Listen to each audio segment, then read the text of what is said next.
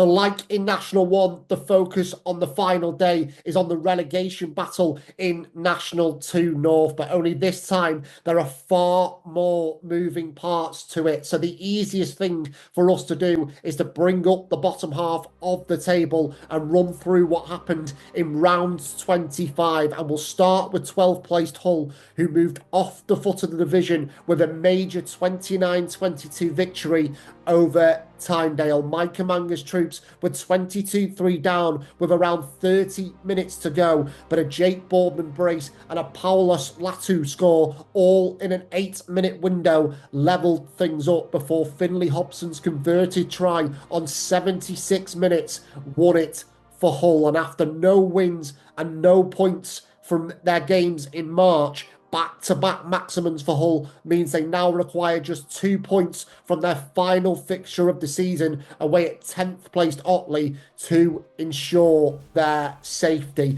11th placed Billingham also picked up a sizable victory in round 25 as Peter Evans' 77th minute penalty clinched a 31-28 win over 9th placed Sheffield Tigers at Greenwood Road. The North East side came back from 15-0 down and 28-21 down to seal a 4th win from their last 5 matches. It means Billingham now need just a single point from their final game of the season away at table rivals Harrogate to book their place in National 2 North for a 3rd successive year. And just a fact for you from Billingham's recent form, 6 of their 9 wins this season have come since Christmas, which tells you a fair bit about the fight within the Billingham ranks. So that is Billingham and Hull all boxed off. We referenced Harrogate there, and they fell into the one and only relegation place in round 25 after their 31-17 loss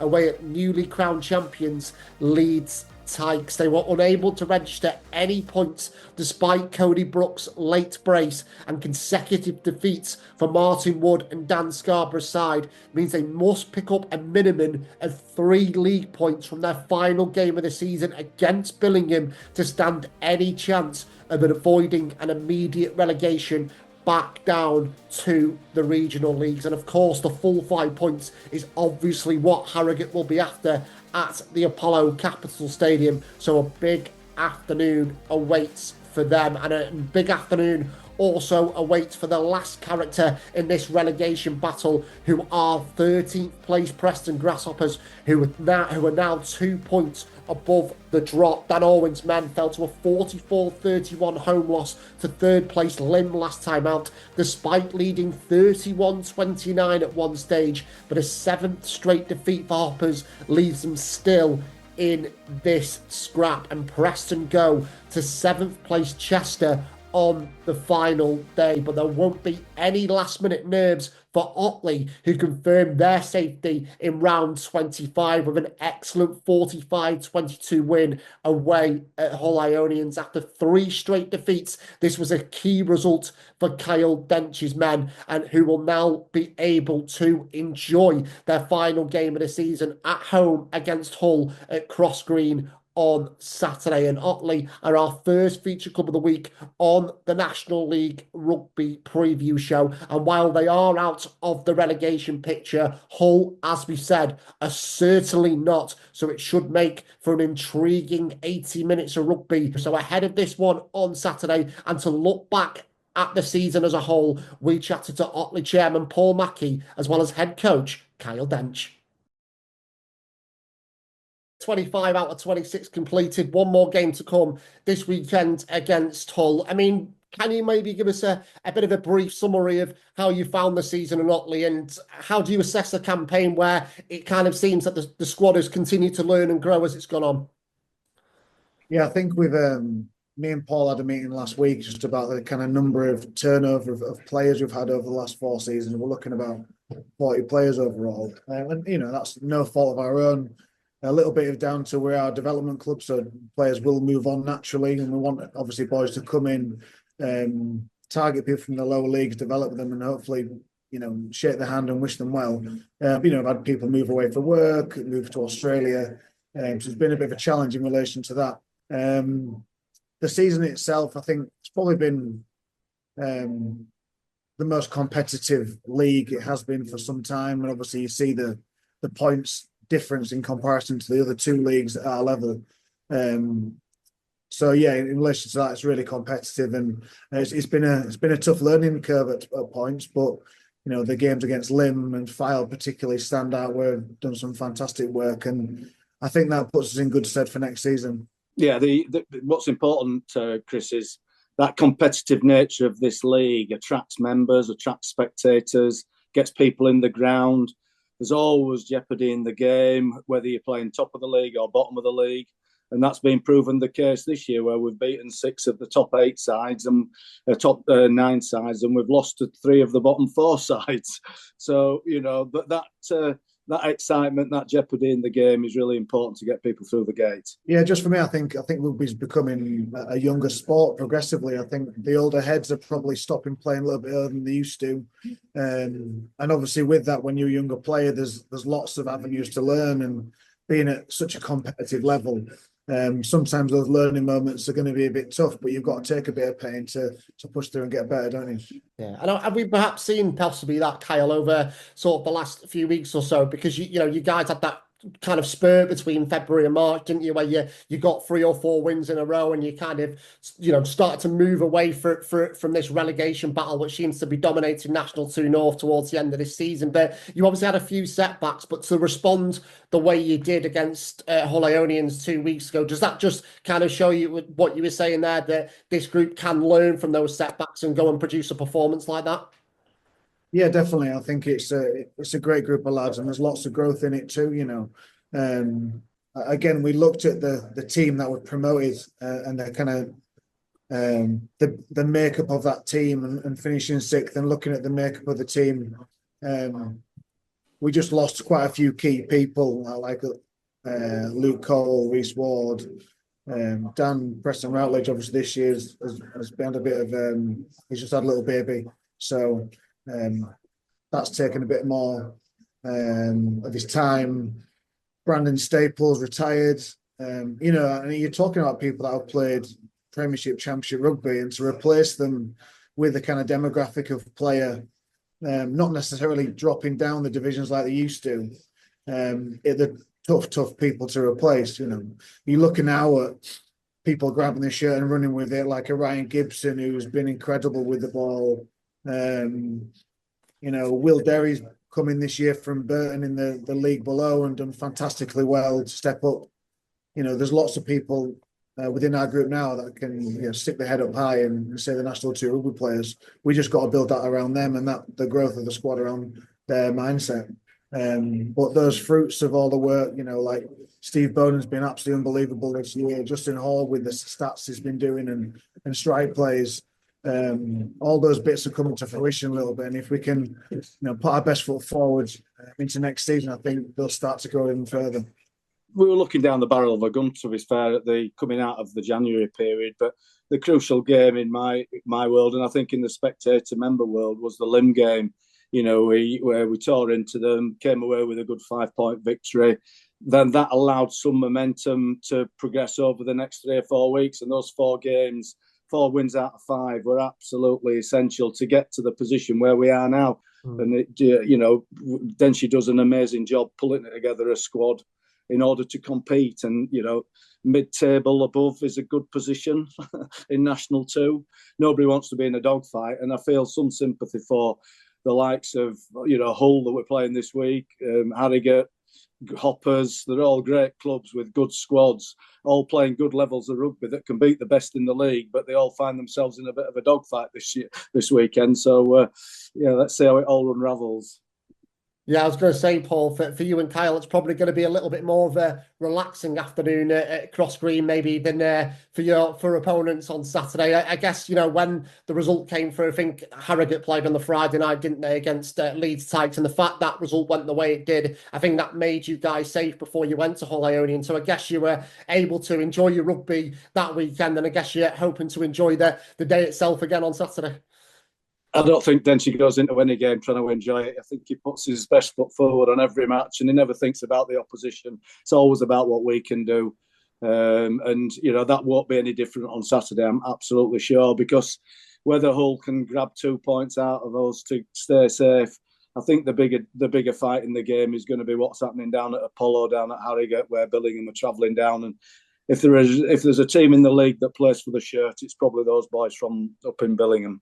And just a few more from me, just in terms of just Otley themselves, Paul, if you don't mind, because I was having a little read over the Easter weekend, and I saw you guys have picked up a national award, ever right in saying, for the work you guys do in the community. And I know we're talking about sort of the wider Yorkshire region, but how important is it for this club to still be such an important role in the community, Paul? No, it's massive. I mean, yeah, the Persimmon Community Champions Award is an award that gets nominated every month, but every year there's £1,000 available every month for community clubs, and not just rugby. You know, it could be scout clubs, it can be church-run clubs. We were lucky enough 18 months ago to get £1,000 from the Persimmon Community Championship. That we went into the national award, and we ended up being successful of that. And you know, there are linkages there. We've got a bright future ahead once. You know, we're in the process. We're at the sort of nuts end, really, of a big relocation that's going to see us move half a mile down the road. Hopefully, within the next 6 to 12 months, that journey will start, and you know, delivering an exemplar rugby club, sports club, fit for the future and the next 165 years. I mean, that's the goal. Obviously, politics and funding comes into that, but we are hopeful that. You know, our position in Otley, our position in the community will be as equally important down there as it is on Cross Green. Because I was going to say, because kind of is the strength of the club kind of echoed maybe from what we're going to see at this weekend. I saw on Twitter this morning that the lunch is a sellout for the final day of the season. So I'm guessing you hope that absolutely translates wherever this club goes forward. Yeah, we do pretty well at the lunches. It's an important part. I mean, Dench doesn't always agree with him because he wants to kick off a bit earlier, but, you know, we've got to get 120 people through the lunch in a couple of hours and get them spending some money on the bar. We've equally got our under-14s in the Yorkshire Cup final at Bradford and Bingley on Sunday as well. So, you know, we've got a good throughput. We've got under-6s up to under-16s in the club. Getting those kids into senior rugby is the goal. But yeah, a full clubhouse before and after, great game of rugby, and win or lose, we'll enjoy ourselves. We've also got the under-12s coming in as mascots as well. So for this week, so we generally rotate that round. There's like a sign-up sheet, and each of the teams come in and meet the first team and meet the squad and clap us out and help us pre-game. And yeah, there's quite a bit of work on in the background with Tom Parnell. Around the connection from the Zebras, that's our junior section, and the first team squads, which has been fantastic this year, and we want to build on it moving forward. Yeah, what Dench and Bowden have done in the last couple of years, really, but more so this year, is, you know, young people, young men, young boys and girls look up to mentors. They see people and they say, I want to be like that. And, you know, such is the standard of National 2.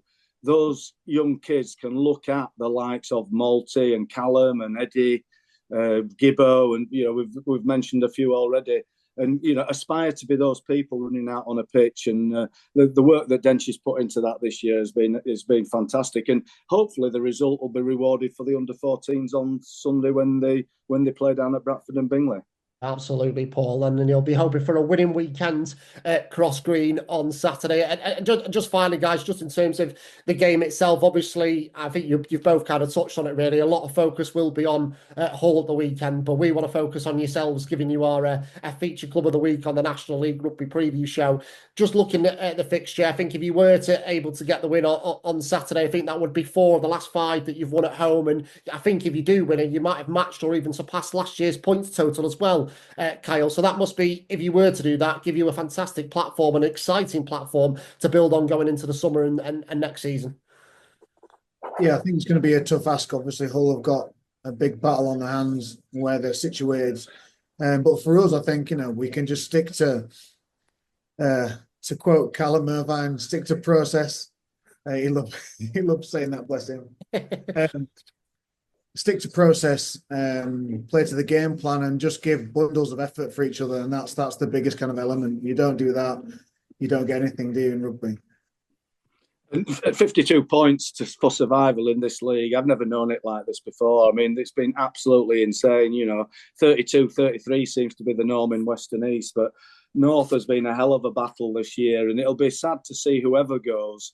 And, I'm not a betting man. I wouldn't like to put my money anywhere, but you can see some real fights on the hands. As Denchy says, Hopper's going to Chester, plastic pitch they both play on, but Chester's no easy place to come away with 4 or 5 points, which is what they will need to ensure their survival. So, looking forward to a good weekend.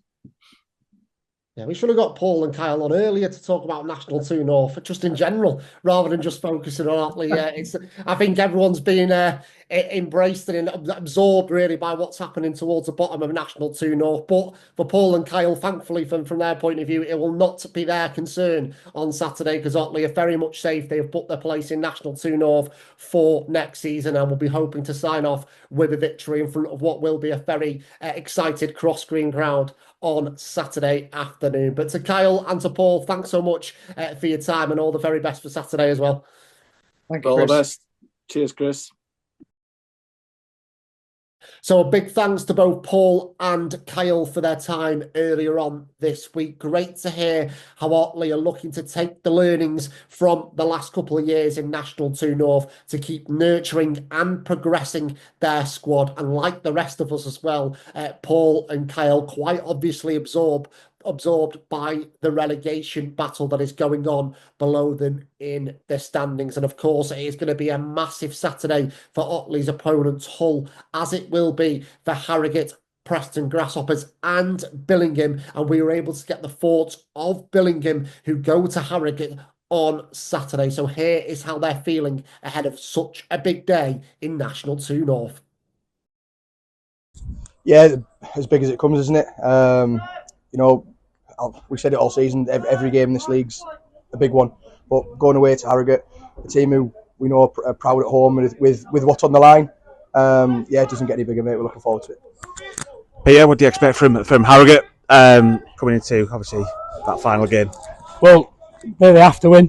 They have to score 4 tries. So this is the way they've played with the amount of bonus points they've got all season. We're expecting them to be physical up front, but also have a go and move the ball, which kind of suits us and works for us.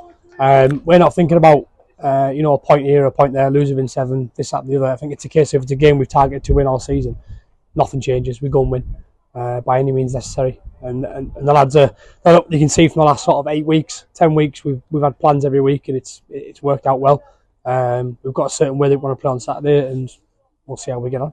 Yeah, and we've got a decent crowd following, a couple of supporter buses heading down, so it should be a good final game of the season again.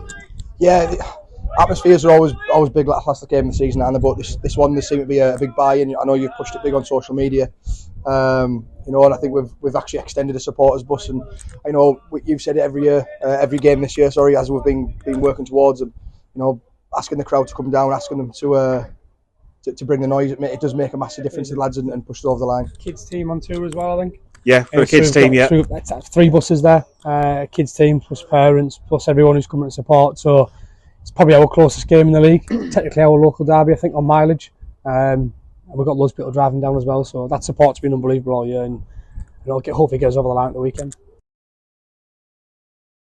So there we go, a bit of a flavour of how Billingham are feeling going into the final day. And there is a scenario where both Billingham and Harrogate can avoid the drop, but so many twists and turns are bound to happen on Saturday. So calculators at the ready to see who can avoid the drop and who will be the one team to slip through the trap door. And as we've reiterated throughout the National 2 North segment of this show, a massive weekend in the relegation fight then. Just to say it one more time, Harrogate versus Billingham, Preston away at Chester and Hull away at Otley is where the headlines will be made, but who will survive and who will go down? So much to be intrigued about from a neutral perspective heading in to Saturday. Just quickly, here is a quick look at the top half of the table going into the final round of fixtures of the season, where Leeds Tigers will be targeting a staggering 124 points when they travel to 5th place Tynedale,